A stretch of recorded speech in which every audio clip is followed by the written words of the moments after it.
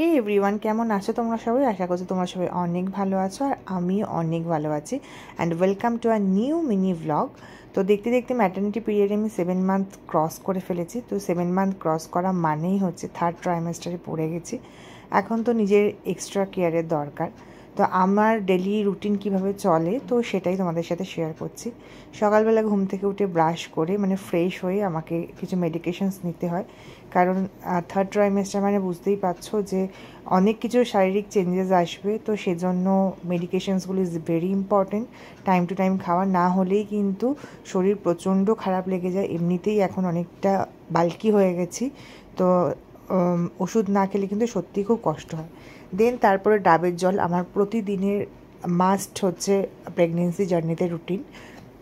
একদিন স্কিপ হয়ে যায়, কারণ যেহেতু আমি ওয়ার্কিং লেডি, তোমরা সবাই জানো মর্নিং ডিউটি থাকলে ভুলে যাই, কিন্তু শুভাঞ্জন পুরো ডাবটা স্টোর করে স্টকে রেখে দেয় 1 উইকের জন্য।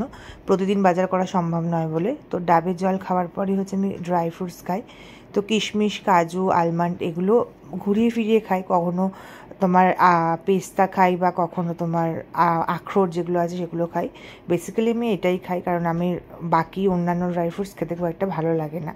অ্যান্ড দেন তারপরে ব্রেকফাস্টে বিভিন্ন রকম মেনু থাকে। তো এইটা যেহেতু একদিনে শ্যুট করিনি, 2-3 দিন মিলিয়ে শ্যুট করেছি। তো খাবারে ব্রেকফাস্টে আমি সবসময় একটু চটপটা খেতে পছন্দ করি।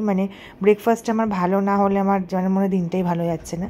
তো মামনি এটা বানায় ডিম দিয়ে, একটা পাউরুটি দিয়ে, ভীষণ টেস্টি হয় খেতে। তো দেন কোনো দিন থাকে লুচি ছোলার ডাল বা লুচি আলুর দম থাকে, বা কখনো ব্রেড, কলা, ডিম সিদ্ধ খাই, বা কখনো কর্নফ্লেক্স, দুধ, এগুলো অল্টারনেটভাবে খাই, যেদিন যেটা ইচ্ছা করে। তবে আমার এইরকম দুধ, কলা বা কর্নফ্লেক্স খেতে অতটা পছন্দ করি না, কিন্তু আমার ওই লুচি তরকারি বা ডিম টোস্ট, চাউমিন এগুলোই কিন্তু সকালবেলা হলে আমার ভালোই লাগে খেতে। দেন মিড মর্নিংয়ে খাই একটু হেলথ ড্রিঙ্ক। ওম্যান হরলিক্সটা খেতাম, মাদার্স হরলিক্স যেটা থাকে, কিন্তু ওটা খেলে আমার প্রচণ্ড বমি হচ্ছিলো দেখছিলাম, তাই জন্য এখন ব্রনভিটা খাই। অ্যাকচুয়ালি আমি চকলেট ফ্লেভারের সমস্ত কিছু খেতেই খুব পছন্দ করি। তো হরলিক্সটা খেতে পারি না, কমপ্লেনটাও এখন ইচ্ছা করে না, তাই ব্রনভিটাটা ভালো লাগছে বলে এটাই খাচ্ছি।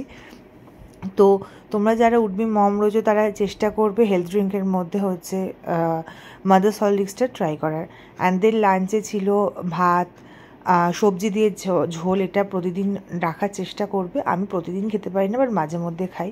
আর এটা ছিল ঝিনুক দিয়ে আলু দিয়ে একটা তরকারি। আর এটা ছিল বাটা মাছের ঝোল। আর এটা হচ্ছে বাটা মাছেরই হচ্ছে সর্ষে পোস্ত দিয়ে একটা ঝাল টাইপের করা ছিল। আর চাটনি ছিল, চাটনিটা আমার ম্যান্ডেটরি।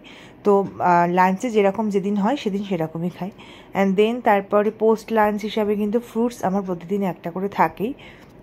সেটা তোমার মৌসম্বি হতে পারে, নাশপাতি হতে পারে, আপেল হতে পারে, যা তোমার ইচ্ছা, ফেভারিট সিজনাল ফ্রুটস সেগুলো তোমরা খাবে।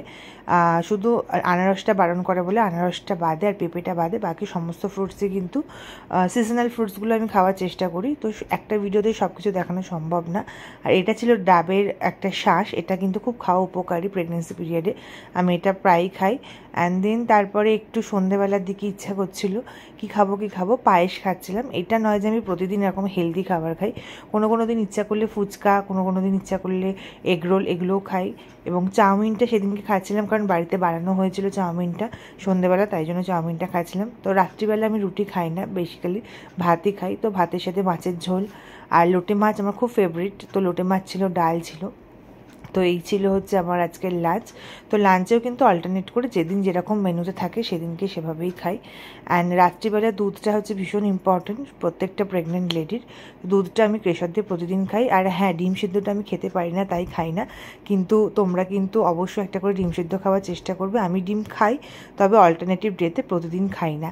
তো এই ভ্লগে কিন্তু তোমরা ডিম সিদ্ধ কোথাও দেখতে পেলে না, কিন্তু তোমরা ডিম সিদ্ধটা অবশ্যই খাওয়ার চেষ্টা করবে। আজকের মতো ভিডিওটা এই পর্যন্ত।